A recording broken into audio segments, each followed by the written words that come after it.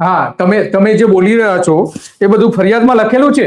સાહેબ, મારી ફરિયાદ ભાંગતોડ કરીને હું જે લખાવતો હતો એ મુજબ લખવામાં જ નથી. કંપનીના અધિકારીઓ સામે, મારા ગામના વ્યક્તિઓના ઘર સુધી, આજે જયદીપસિંહ જે છે, આ વિદેશસિંહ જે છે, એના ઘર સુધી મશીનો એના ઘરે પડ્યા હતા. મારું મકાન તોડીને તરત એના મશીનોના જે કઈ લોડરો છે એમાં મારા પતરાનો ભૂકો, મારા મકાનનો ભૂકો પણ ચોટેલો છે. મેં બધા જ ફોટાઓ લીધેલા છે, વિડીયો લીધેલા છે સાહેબ, પણ એનું પોલીસે કોઈ જગ્યાએ એની પર કાર્યવાહી જ નથી કરી. એટલે તમારી પાસે પૂરતા પુરાવા છે? જી સાહેબ, મારી પાસે પૂરતા પુરાવાઓ છે અને રેકોર્ડિંગ પણ છે એના, જયદીપભાઈના અને વિદેશસિંહના બંનેના. બરાબર છે. જયદીપભાઈ જે તો અજુબા જે સરપંચ હતા, અજુબા જયદીપસિંહ ગોહિલ, એમના પતિ હા, છે જયદીપસિંહ. બરાબર છે.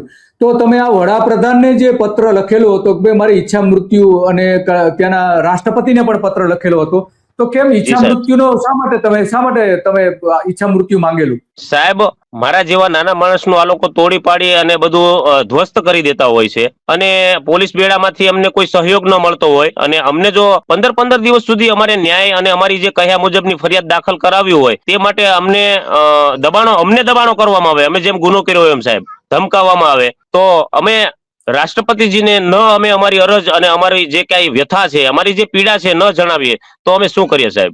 બરાબર છે. હા,